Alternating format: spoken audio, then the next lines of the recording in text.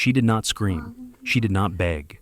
She only whispered with cracked lips and trembling breath, "Please don't take my brother." And that fragile whisper was enough to stop a police officer in his tracks, enough to stir a courtroom, enough to move a community to act. Never underestimate the quietest voice, for sometimes it is the one heaven hears the loudest. The wind carried a biting chill across Silver Creek, Montana on a late November morning. Snow from the night before still clung stubbornly to the roofs and the branches of the pines lining the long, quiet street. The town, though small, often felt larger than life to outsiders with its vast sky and sharp mountain ridges. But today, it was hushed, its normal rhythms silenced under the weight of cold air.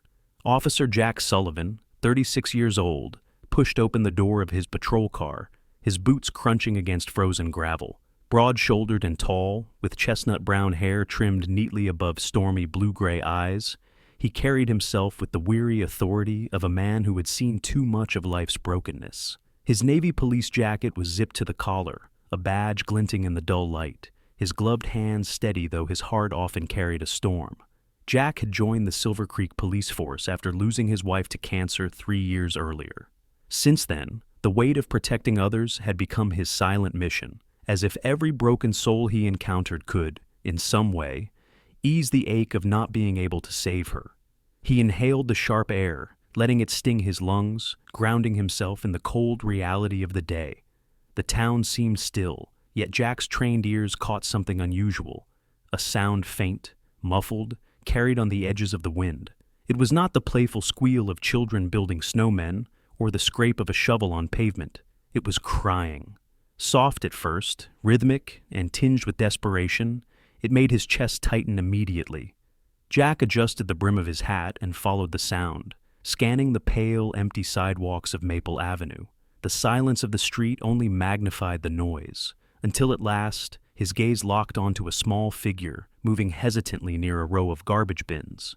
What he saw made him stop in his tracks. A little girl, no more than 7, emerged into view. Her golden blonde hair fell in tangled waves around her thin face, strands stiff with frost. Her cheeks, though red from the cold, carried a paleness that betrayed hunger and exhaustion. She wore a faded red woolen coat with one button missing, beneath it a dress too thin for the winter. In her small hand, she gripped a torn plastic bag bulging with empty cans and bottles, her knuckles white from holding on so tightly. But it wasn't the coat, the hair, or the bag that gripped Jack's heart. It was what lay strapped against her chest. A baby, barely a year old. His tiny face peeked out from a frayed blue blanket, lips dry and pale, breath ragged and shallow. He coughed weakly, a sound that pierced the frozen air like a knife.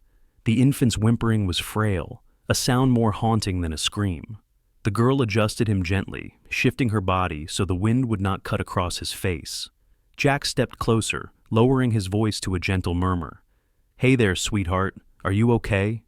The girl froze, her large brown eyes shot upward, filled with fear as wide as the Montana sky. For a moment, Jack thought she might bolt, but the weight of the baby in her arms pinned her in place. She bit her lip, her breath clouding the air in short, trembling bursts. Finally, her voice slipped out, a whisper nearly swallowed by the wind. Please don't take my brother away. I'm taking good care of him." I promise." Jack's heart fractured. In his years on the force, he had seen poverty, violence, and heartbreak, but never a child this small, trying to hold the world together with only her tiny arms and sheer determination. He crouched, careful not to loom over her, softening the authority in his voice. "What's your name?" "Mia," she said, hugging the infant tighter. "And this is Ethan. He's sick, but I'll make him better." Her chin lifted with a bravery that seemed far too old for her age. Jack opened his mouth to reassure her when movement at his side caught his attention. Out of the patrol car stepped a figure both familiar and comforting, Daisy, his 6-year-old German shepherd. Daisy was no ordinary companion. She had once been trained as a rescue dog, her sable and cream fur thick and proud, her frame still strong, though her eyes had clouded with permanent blindness. A white cloth blindfold covered those once keen eyes, tied gently but firmly behind her ears. Despite her blindness, Daisy's sense of smell was unparalleled, her awareness keen enough to track emotions as much as sense. She padded across the snow carefully, her paws sinking lightly into the frost. Daisy approached Mia with a deliberate calm, her tail swaying in a slow arc. The girl stiffened, clutching Ethan tighter, but Daisy simply lowered her head and pressed one paw gently against Mia's small hand, her warmth seeping through the girl's cold fingers. Mia gasped softly, her eyes widening not in fear this time, but in surprise. The tension in her thin shoulders slackened as if, somehow, she understood Daisy's silent message. Safety. "She won't hurt you," Jack said softly, watching Daisy lean closer, the dog's breath fogging faintly in the cold. "Her name's Daisy. She can't see anymore, but she knows when someone needs help." Mia's lips quivered. She glanced down at Daisy, who remained perfectly still, her blindfolded eyes hidden, her presence steady as a stone. Slowly, Mia extended 2 fingers, brushing the dog's fur. Daisy stayed where she was, her tail giving one reassuring thump against the snow. The baby stirred, coughing again, his cry breaking into shallow gasps. Jack's chest tightened as he studied Ethan's weak face. He knew they didn't have much time. Whatever this child was enduring, it was beyond what Mia could handle alone. "Mia," Jack said gently, locking eyes with her. "I'm not here to take him away. I'm here to help both of you. Will you let me do that?" The little girl hesitated. Her eyes darted from Jack's badge to Daisy's calm posture to Ethan's pale lips. Finally, she nodded, a tiny, weary movement that carried the weight of a soldier surrendering after too long at war. Jack stood slowly, careful not to startle her. He extended his gloved hand. "Come on, let's get you both warm. The station's not far." Mia bit her lip again, clutching Ethan close. She whispered, "If I go with you, can Daisy come too?" Jack's throat tightened. "Yes, sweetheart. Daisy will come with us." At that, Mia's shoulders sagged in relief. She slipped her small hand into his, trembling but willing. Daisy padded alongside them, pressing close enough that Mia could feel her fur brushing against her leg. The baby whimpered softly, but Mia adjusted the blanket around him with practiced care. As they walked slowly back to the patrol car, snowflakes began to drift lazily from the heavy clouds above, dusting their path in white. Jack glanced down at Mia, her face flushed, eyes wide with exhaustion, yet still burning with determination, and he felt the weight of something larger than duty settle into his chest. This wasn't just another call. This was the beginning of something that would change all of them. At the car, Jack opened the back door, guiding Mia carefully inside. Daisy jumped in next to her, settling at her feet with a protective huff. Mia leaned against the seat, holding Ethan tightly. Her eyes flickered toward Jack, filled with fragile trust, and whispered, "Please, help me save him." Jack nodded once, firmly, his jaw tightening with silent resolve. "I promise, Mia, you're safe now. Both of you." With that, he shut the door against the cold and turned the engine over. The patrol car hummed softly, headlights cutting through the snowy haze as Jack steered them toward the station. Inside, Mia leaned her head against Daisy's warm fur, Ethan's shallow breathing pressed against her chest. And for the first time in too many days, hope rode quietly alongside them through the falling snow. The hum of the radiator barely cut through the chill that clung to the walls of the Silver Creek police station. Snowflakes still clung to Officer Jack Sullivan's boots as he guided little Mia and her infant brother inside. The warm glow from the overhead lights painted their faces in softer hues. But the exhaustion was plain. Mia's thin arms tightened around Ethan's fragile body, as if the light itself might try to steal him away. Daisy padded in behind them, her blindfold catching the fluorescent glare, ears twitching with every shuffle and sound. She lowered herself carefully beside the bench where Jack settled Mia, letting her tail brush against the girl's leg in steady reassurance. Jack crouched at Mia's eye level, careful with his tone. "You're safe now, Mia. No one's going to take Ethan without making sure he's cared for. Can you tell me what happened?" The girl's brown eyes blinked at him, wary, but slowly yielding. Her lips trembled as she spoke, voice hoarse with the kind of maturity no child should carry.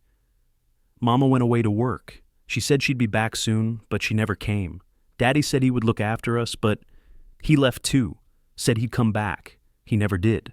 She stared at her worn shoes as though they might hold the answer. So I kept Ethan with me? I promised him I'd make him better. Jack swallowed hard, keeping his expression steady, even as anger flared beneath his ribs. Anger not at the child's parents, but at the cruel circumstances that forced this little girl to become a mother before her time. Ethan stirred in her arms, coughing wetly, the sound scraping through the room like a jagged blade. Daisy's ears flicked up sharply. She gave a low bark, not loud, but precise, an instinctive alert. Her nose pressed toward the baby, her blind eyes covered, but her body tense with a warning that Jack had learned never to ignore. Jack straightened and reached for his phone. He needs a doctor now. His voice carried an edge that brooked no delay. Within minutes, the heavy door swung open, and in stepped Sarah Miller, the county social worker he had called. At 29, Sarah carried herself with both grace and gravity. Tall and slender, with long chestnut-brown hair pulled into a loose braid, she wore a beige coat, belted at the waist, and a teal scarf looped around her neck. Her eyes, green like pine needles, often softened when speaking to children, but in quiet moments they revealed something broken, something that had once been whole. Years earlier, Sarah had lost her baby boy during childbirth, a wound that had scarred her spirit even as it forged a relentless compassion for other children. She spoke with gentleness, but also with a steel that could cut through bureaucracy when a child's life was at stake. Kneeling in front of Mia, Sarah let her scarf fall forward, her hands open and empty. "Hi, sweetheart. I'm Sarah. You've done such a brave job looking after your brother."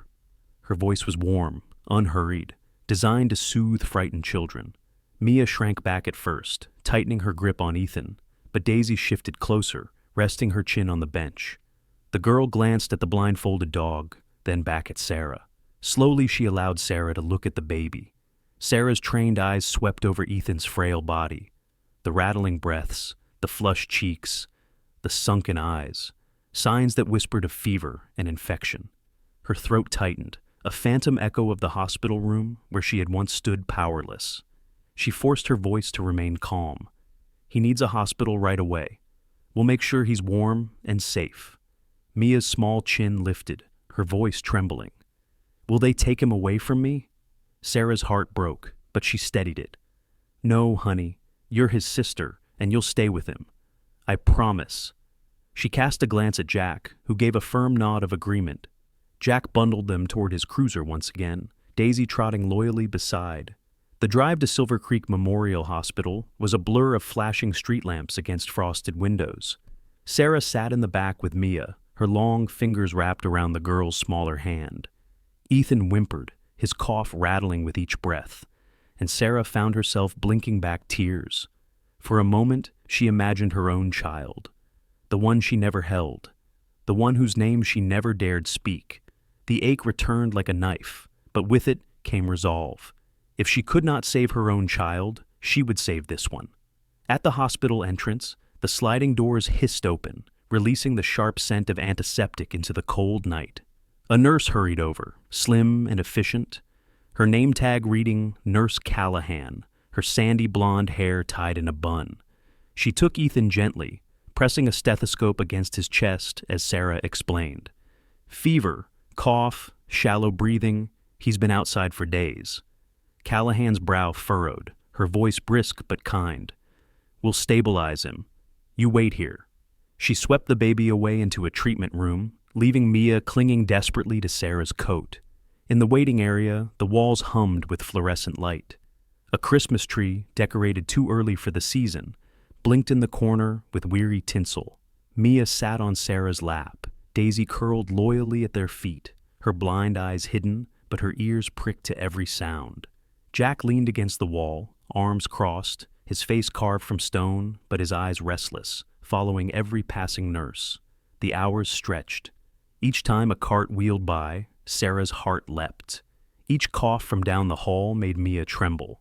At last, a door opened, and Dr. Chen, a physician in her 40s with graying hair, pulled back neatly, stepped out. Her posture was brisk, her tone clipped with the authority of long years in medicine. "He's stable for now. Bronchitis complicated by exposure and malnutrition. He'll need antibiotics, fluids, and warmth. Relief swept the room like a thaw. Mia buried her face against Sarah's chest, tears spilling freely for the first time. Jack exhaled a breath he hadn't realized he was holding. Daisy thumped her tail once against the linoleum, sensing the shift in the air. When Ethan was wheeled out, small and wrapped in fresh blankets, Mia was allowed to sit beside his bed. She held his tiny hand, whispering promises into his ear. Sarah stood nearby, silent tears slipping down her cheeks. Jack placed a steady hand on her shoulder. "You okay?" Sarah nodded, though her voice caught. "He reminds me—" She stopped herself, pressing her lips together, then forced the words out. "I lost a child once. It doesn't go away, but maybe helping them is how I go on." Jack looked at her with quiet respect. "Then we'll make sure they get every chance." Daisy shifted, lifting her head to rest it against Mia's knee. The girl looked down and smiled faintly through her tears. For the first time, a sliver of trust crossed her weary face. And as the night deepened around the hospital windows, the small group, an officer haunted by loss, a social worker stitched together by grief, a blind dog who still guarded with fierce devotion, and a child determined to mother her baby brother, sat together in fragile unity. They did not know what storms lay ahead, but for this moment, they were a family born not of blood, but of need and compassion. The hospital ward quieted as night pressed against the windows, the soft rhythm of Ethan's breathing finally steady beneath the pale glow of a monitor. Mia sat beside her brother's bed, her hand never leaving his, her eyes heavy yet unwilling to close. Daisy lay curled at her feet, her thick sable and cream fur rising and falling with every calm breath. The white blindfold wrapped firmly around her eyes, like a reminder of both past service and sacrifice. Jack Sullivan stood near the doorway, leaning against the wall, arms crossed as he watched. Though exhausted, his mind kept circling the unanswered questions. Where were the children's parents, and what future could possibly await them? The answer, at least in part, came from Mia herself. When Sarah Miller arrived the following morning, carrying 2 cups of lukewarm hospital coffee, she found Mia clutching her worn, faded backpack to her chest, as though it were her last possession in the world. Sarah, tall and slender in her gray wool coat, her long braid draped over one shoulder, gently coaxed the bag from the girl. Inside were little more than scraps, a broken hairbrush, an old sweater far too small, a crumpled drawing folded a dozen times. But among them was a photograph that made Sarah's breath catch. She handed it to Jack. In the picture, a young woman with the same deep brown eyes as Mia smiled radiantly, her dark hair spilling over her shoulders. Beside her stood a man with a gentle grin, broad-shouldered yet kind-eyed. In their arms, 2 small children, an infant with chubby cheeks and a little girl whose hair shone golden in the sunlight. A family, whole and joyful, frozen in time. "That's Mama and Daddy," Mia whispered, her voice cracking. "Elena and Mark, that was before—" She trailed off, staring at the floor tiles. Sarah knelt to meet her eyes. "Before what, sweetheart?" Mia hesitated, then pulled a folded piece of paper from her backpack. It wasn't paper, not really. A child's drawing in faded crayon. She had scrawled figures beneath a crude tree, each figure labeled with shaky letters. Me, Ethan, Mama, Daddy. In the corner, she had written, "Memory box under the big tree." Jack studied it, brows knitting. "A memory box?" Mia nodded firmly, determination flickering in her weary eyes. "Mama said if she couldn't be here, she'd leave something for us. She told me to look under the big tree by our house. But we had to leave before I could find it." Her small voice wavered, but she straightened with stubborn resolve. Sarah's heart squeezed painfully. She had once imagined what she might have left behind for the son she lost. Letters he would never read, toys he would never play with.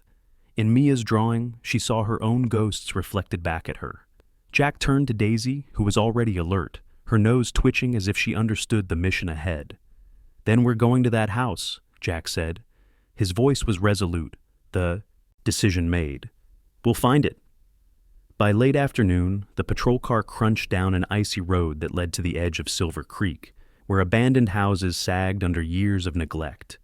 The children's old home stood among them, a small, weather-beaten house with peeling paint, shutters hanging loose, and a porch sagging under snow. The air smelled of rot and pine sap, and silence pressed heavy. Mia clutched Sarah's hand as they approached, her eyes wide, her breath quick. Ethan remained at the hospital under watchful care, but Mia had insisted on coming to show the tree.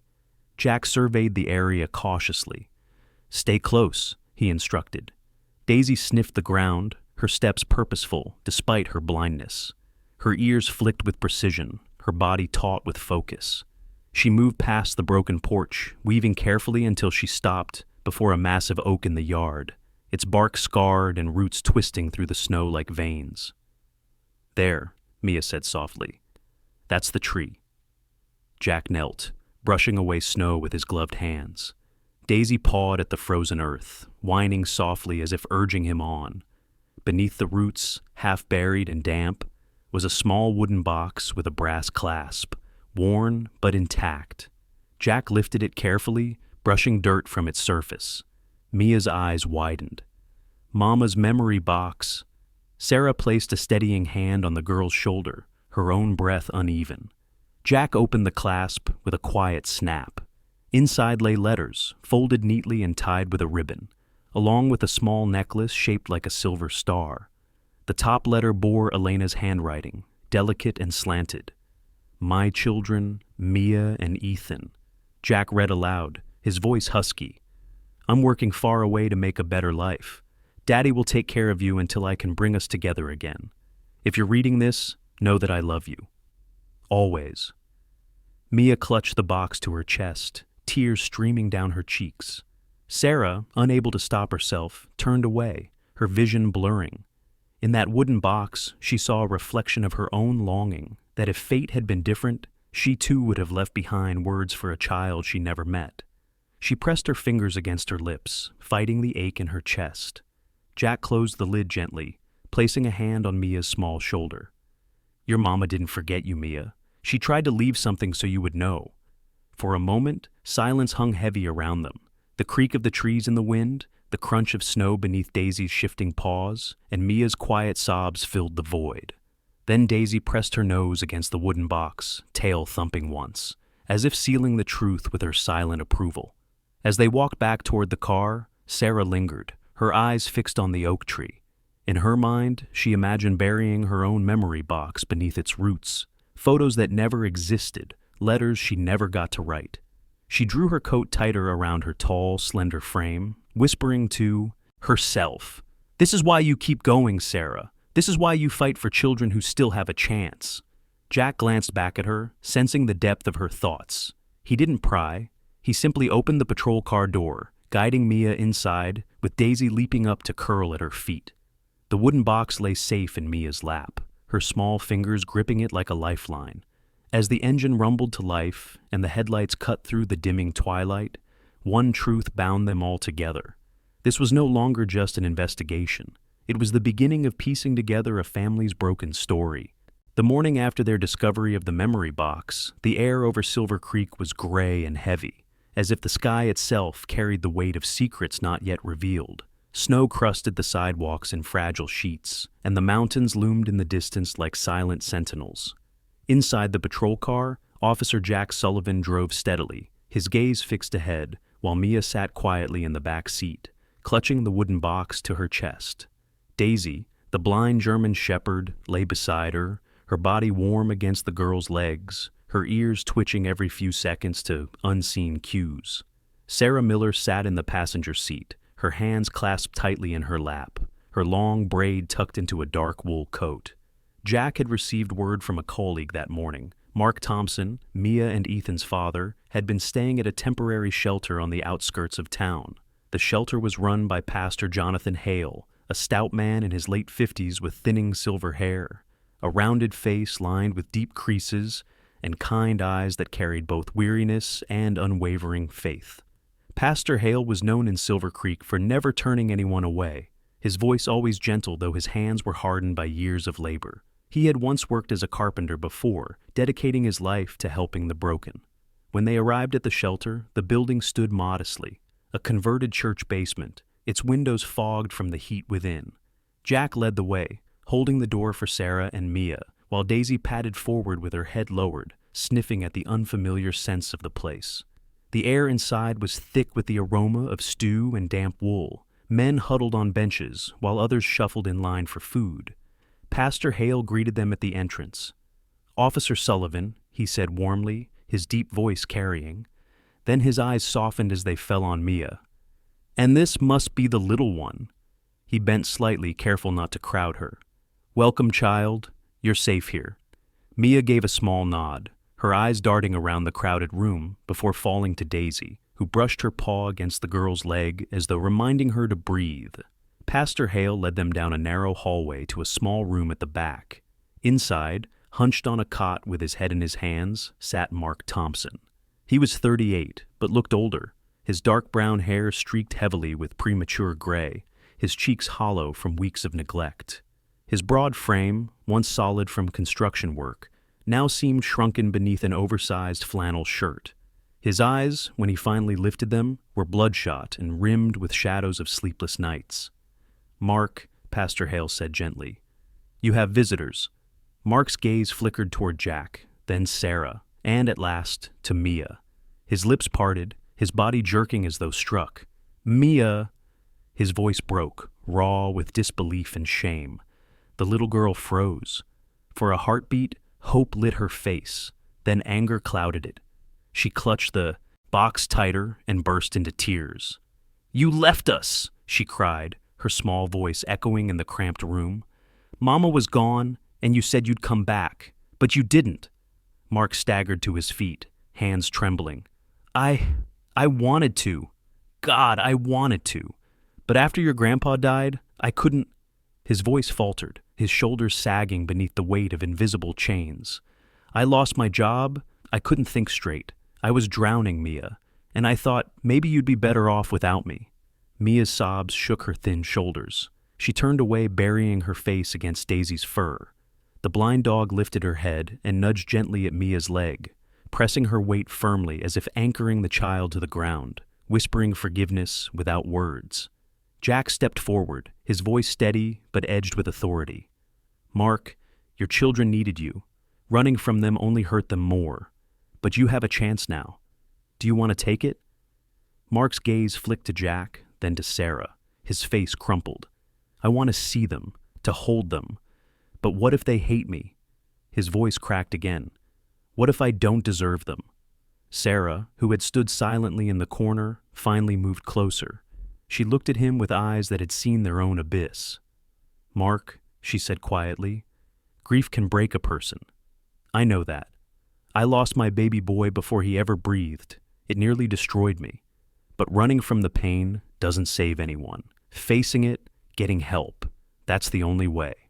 Her tall frame leaned slightly forward, her long braids sliding over her shoulder as she spoke with a steady conviction. "You can't erase what's happened, but you can choose what happens next. For them, for yourself." Mark's eyes shimmered, fresh tears spilling down his face. His voice shook. "Do you think they could ever forgive me?" Sarah glanced at Mia, who still clung to Daisy. The dog's blind eyes turned toward Mark, as though sensing the man's plea. Sarah placed a hand on Mia's small shoulder. "Forgiveness isn't easy, but love doesn't vanish just because we fail. Mia, your father made mistakes, big ones. But he's here now, and he wants to try. That's something." The little girl looked up, her face streaked with tears, torn between anger and longing.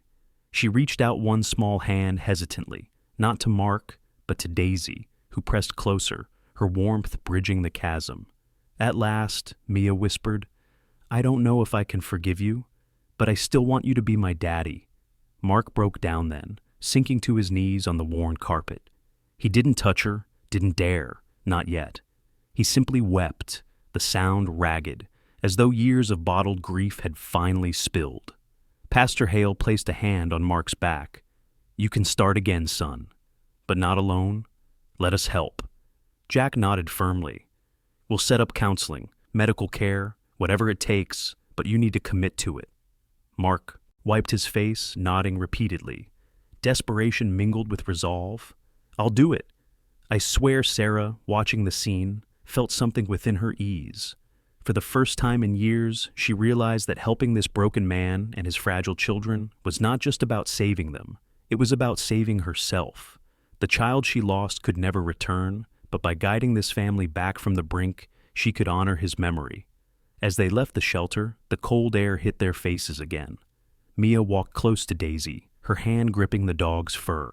Mark followed behind with Pastor Hale, his steps uncertain but deliberate. Sarah caught Jack's eye, and in his steady gaze she saw the same determination that now burned in her own. This was not the end of the struggle. It was the beginning of healing. The courthouse of Silver Creek was not a grand marble building, but a modest brick structure tucked between the library and the old post office.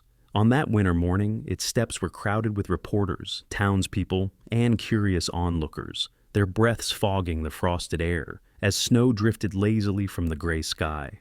What had begun as a private tragedy had turned into a public story. The children of Silver Creek, splashed across newspapers and television screens. People had been captivated by the image of a 7-year-old girl carrying her baby brother through the streets, determined to keep him alive with nothing but scraps and love. Inside, the tension was palpable. Judge Margaret Williams, a woman in her early 60s with short silver hair and sharp spectacles, sat with dignity at the bench. Her reputation was one of firmness, balanced with fairness, her lined face capable of soft compassion, yet stern resolve. Today her decision would shape the future of Mia and Ethan Thompson. On one side sat Rosa Vasquez, Elena's younger sister, flown in from Denver. Rosa was in her 40s, petite but strong, her black hair tied into a neat bun, her dark eyes resolute. She had offered to take custody when no one else could, her small home in Denver ready to shelter her niece and nephew. On the other side sat Mark Thompson, dressed in a clean shirt and jacket borrowed from Pastor Hale. Though still pale and thin, he carried himself with newfound steadiness, his hands folded tightly in his lap, the tremor of shame mixed with determination. Elena, freshly returned from California, sat beside him. She was 35, her long dark hair pinned back, her once bright face lined with fatigue from months of endless shifts at factories. Her eyes darted constantly toward her children, wide with longing and regret. Mia and Ethan sat with Sarah Miller in the gallery. Ethan, now recovering well, cuddled in Sarah's lap, while Mia leaned close to Daisy, the blind German shepherd whose white cloth blindfold had become almost iconic in town. Daisy sat upright, her noble frame steady, ears twitching at every murmur. Her presence gave Mia courage, and the little girl stroked the dog's thick fur, as if drawing strength from her. The proceedings began with social workers presenting their findings, Mark's depression following his father's death, his loss of employment, Elena's desperate attempt to earn a living in California, and the weeks the children had been left to fend for themselves. The courtroom held its breath as these facts were laid bare. The press scribbled furiously. The townspeople shifted in their seats. Judge Williams raised her gavel. The safety and well-being of the children come first. Temporary custody is hereby granted to Rosa Vasquez in Denver. During this time, Mr. Mark Thompson will undergo mandatory counseling and treatment, and Ms. Elena Vasquez will work with state agencies to secure her legal status and stable employment. The decision landed like a hammer. Mia's lips quivered and she clung to Daisy. Mark closed his eyes, tears streaking his face. Elena bowed her head into her hands, but Sarah leaned down to Mia's ear, her voice soft and steady. "This isn't the end, sweetheart. This is the beginning of fixing everything." Jack Sullivan, standing at the back in uniform, felt a surge of protective anger. He had grown to see Mia and Ethan as more than names in a file. They were children who had carried one another through impossible odds. He exchanged a look with Sarah, whose tall, slender figure was bent slightly forward, as though her entire body leaned into the fight for these children. They both knew they could not let the family splinter again. And they weren't alone. In the weeks that followed, the people of Silver Creek rallied. Neighbors who had never spoken more than a greeting brought meals, raised funds, and wrote letters to the court. Pastor Hale organized community support groups. Even the hospital staff testified to Mia's devotion at Ethan's bedside. The story spread far beyond Montana. Newspapers carried headlines of the little mother of Silver Creek, and public sympathy created immense pressure for the family to remain together. 6 months passed like a slow thaw from winter to spring. Mark attended therapy sessions faithfully, his shoulders slowly straightening, his laughter returning in fragile sparks. Elena found steady work in Silver Creek, her hands rough but proud from long hours of honest labor. Rosa visited often, supporting her sister rather than replacing her, proving that family bonds could be stretched without breaking. On a bright spring morning, they gathered once more at the courthouse. This time the air was lighter, the benches filled with familiar faces from the town.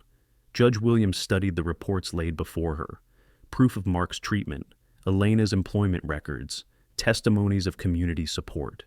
She lifted her eyes to the family gathered before her, the children seated between their parents, Sarah and Jack standing nearby, Daisy resting loyally at their feet. Her voice was steady, yet softened by the weight of compassion. After review, I find that the Thompson family has made significant progress. Therefore, I am returning full custody of Mia and Ethan Thompson to their parents, Mark and Elena Thompson. The room erupted with murmurs of joy. Mia leapt from her seat, Ethan in her arms, and ran into her parents' embrace. Tears spilled freely as Mark and Elena held their children tightly, whispering apologies and promises all at once. Daisy barked, a single joyous sound that echoed through the chamber like a benediction. Even Judge Williams allowed herself a small smile as she rapped her gavel gently to close the case. Sarah stood to the side, her eyes shining with tears. She pressed a hand against her chest, where the memory of her lost child lived, and smiled through the ache. She realized in that moment that by helping Mia and Ethan find their way home, she had stitched together pieces of her own heart. Healing would never be perfect, but it had begun. Jack glanced at Sarah, his storm-gray eyes softening. For years he had carried his grief like armor, but here he found meaning again, not just as a man of law, but as a protector of lives too fragile to stand alone. He watched the reunited family and felt, for the first time in a long while, that his badge meant more than duty. It meant hope. That evening, as the snow melted into streams along the sidewalks, the family returned to a small rented home on the edge of town. It wasn't grand, just 2 bedrooms and a creaky porch, but it was warm, safe, and theirs.